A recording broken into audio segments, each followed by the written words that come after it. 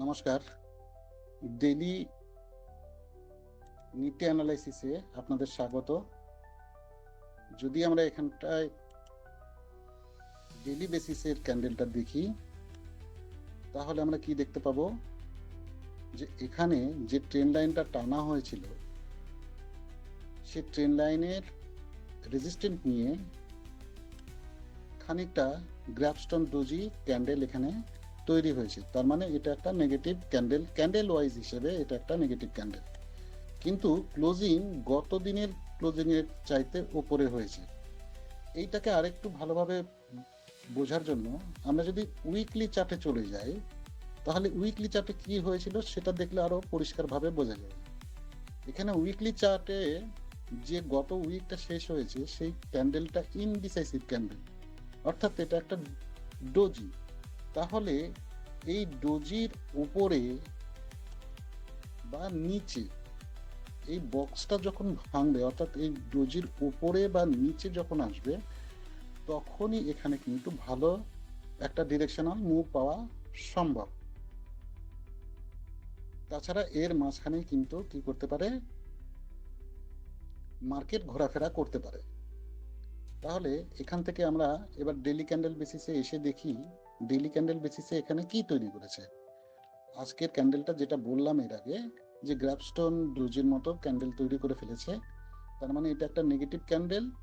এবার এই ক্যান্ডেলের লো যদি ভেঙে যায়, তাহলে কিন্তু এখান থেকে একটা ফল আমরা আশা করতে পারি, বা এই ক্যান্ডেলের হাই আমরা ধরবো না 165 যেটা আছে সেটা নয়, আমরা এই দিনের ক্যান্ডেলের অর্থাৎ 18 জুনের যে ক্যান্ডেলের হাই আছে, সেই হাইটা হচ্ছে আপনার গিয়ে 24,189, অর্থাৎ রাউন্ড ফিগারে আমরা 24,200 ওপরে যদি মার্কেট 15 মিনিট সাস্টেন করে এবং তার ফলো আপ বাইং আসে, তাহলে আমরা এখান থেকে কেনাকাটার চিন্তা ভাবনা করতে পারি। সেক্ষেত্রে আমাদের উপরের দিকে টার্গেট কত হতে পারে, এই গ্যাপের এখানটায় যে টার্গেটটা আছে সেটা আওয়ারলি ক্যান্ডেলে গেলে আরো ভালো বোঝা যাবে। যদিও এখানে ডেইলি বেসিসে এইখানে আমরা একটা গ্যাপ দেখছি, অর্থাৎ আমাদের 24,252 থেকে 24,090 পর্যন্ত, 24,290 পর্যন্ত রাউন্ড ফিগারে 300 ধরুন, আর এখানে মোটামুটি 250, মানে 24,250 থেকে 300 পর্যন্ত এখানে একটা মুভ দেখা যেতে পারে। তার পরবর্তীতে আমরা 24,334 বা 24,394, অর্থাৎ 24,400 কাছাকাছি আমরা যেতে পারি। তাহলে এইখানে যে গ্যাপটা পড়ে রয়েছে, অর্থাৎ গতকালকের যে ক্যান্ডেল ছিল, মানে শুক্রবারের যে ক্যান্ডেল ছিল, আজকে সোমবারের যে ক্যান্ডেল তৈরি হয়েছে, তার মাঝখানে একটা গ্যাপ আছে। এই গ্যাপটাকে কি টাচ করতে পারে? অবশ্যই পারে। তাহলে এইখানে যদি আমরা আওয়ারলি বেসিসে চলে আসি, আওয়ারলিতে আমরা কি দেখব, যে এইখানে আমাদের একটা গ্যাপ রয়েছে। এই গ্যাপটা কিন্তু আমাদের কাছে সাপোর্টের কাজ করতে পারে। তাহলে এই গ্যাপের নিচের দিকের যে ব্যান্ডটা আছে সেটা হচ্ছে 24,050, অর্থাৎ এর কাছাকাছি যদি মার্কেট এসে পজিটিভ কিছু তৈরি করে, তাহলে এখান থেকে কিন্তু আমরা উপর দিকে যাবে এরকম ভাবতে পারি। অর্থাৎ সেখানে ছোট টাইম ফ্রেমে কোনো চার্ট প্যাটার্ন বা কোনো ক্যান্ডেলস্টিক প্যাটার্ন এরকম কিছু তৈরি হতে হবে। আর এটা যদি ভেঙে দেয়, তাহলে 24,000 পর্যন্ত আসতে পারে। এবার 24,000-এর এখানে এই সাপোর্টটা রয়েছে, এই প্রাইস অ্যাকশনের সাপোর্টটা রয়েছে, এবং তার সঙ্গে সঙ্গে 24,000 একটা সাইকোলজিক্যাল নাম্বার, অর্থাৎ অর্থাৎ 24,000 একটা বেশ ভালো মজবুত সাপোর্টের কাজ করতে পারে বাজারের জন্য।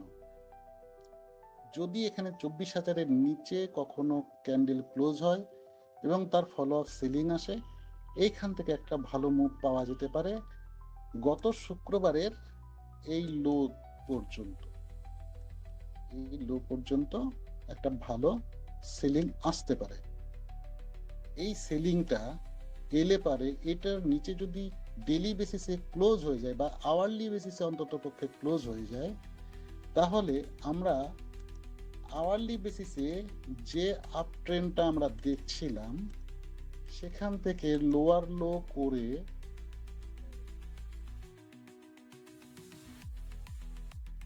এইভাবে লোয়ার লো করবে মার্কেট, সেটা কিন্তু বোঝা যাচ্ছে। তার মানে এইখানে খানিকটা ডবল টপের মতো তৈরি করে এই নিকলাইনকে যদি ভেঙে দেয়, তাহলে এখানকার যে আপ ট্রেন্ডটা চলছিল আওয়ারলি বেসিসে সেইটা কিন্তু একটুখানি সমস্যা ক্রিয়েট করতে পারে, তৈরি করতে পারে। তখন আমাদের কাছে এই যে গ্যাপটা পড়ে রয়েছে, এই গ্যাপ কিন্তু ফিল হতে পারে। সেখানে গ্যাপটা হচ্ছে 24,800 থেকে 24,650 পর্যন্ত।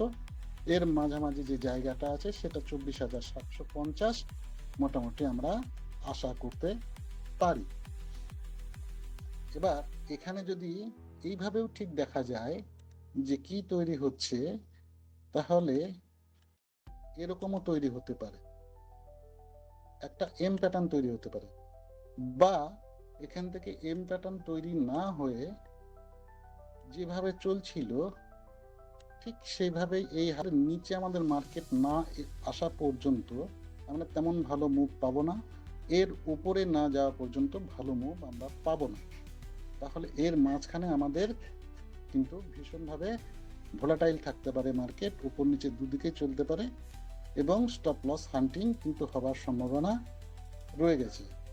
যদি গ্যাপ আপ হয় 200-র উপরে বা 200-র কাছাকাছি যদি গ্যাপ আপ হয়, তাহলে আমরা দেখব যে 200-র উপরে সেটাকে সাস্টেন করছে কিনা, তার ফলো আপ বাইং আসছে কিনা। বা যদি 24,000-এর এখানে যদি গ্যাপ ডাউন হয়, এখানেও দেখব যে এখানে যদি পজিটিভ কিছু হয় তাহলে আমাদের প্রথম চিন্তা ভাবনা থাকবে মার্কেট উপরে যাবে। নয়তো যদি 24,000-এর নিচে যদি সেলিং হয়, তাহলে কিন্তু আমরা বুঝতে পারবো যে এখান থেকে মার্কেট গত পরশুর অর্থাৎ গত শুক্রবারের যে লো সেটাকে টেস্ট করতে যাচ্ছে।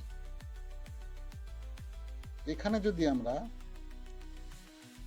নিফটির অপশন চেইন দেখি, তাহলে এখানে একটা অদ্ভুত জিনিস তৈরি হচ্ছে।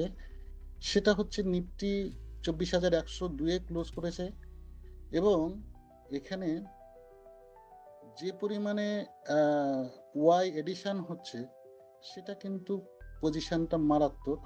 অথচ এখানে গিয়ে 24,000-এ 24,050-এ 24,950-এ 23,950-এ 23,900-তে এখান থেকে কিন্তু কল ওয়াইগুলো আনওয়াইন্ডিং হচ্ছে, অর্থাৎ কল এডিশন হচ্ছে না, এখান থেকে কল থেকে বেরিয়ে যাচ্ছে। তার মানে অপশন চেইন হিসেবে কিন্তু মার্কেট পজিটিভ আছে। এবার এখানে সবচাইতে বড় ওয়াই দাঁড়িয়ে আছে 24,200-তে, কল সাইডের ওয়াই।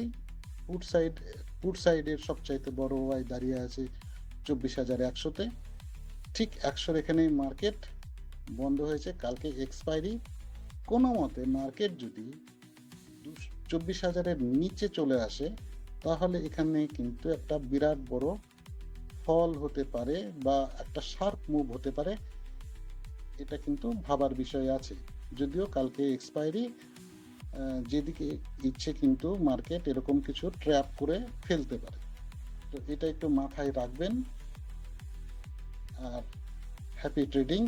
আশা করি কালকে এক্সপায়ারিটা আপনাদের খুব ভালো কাটবে। ধন্যবাদ।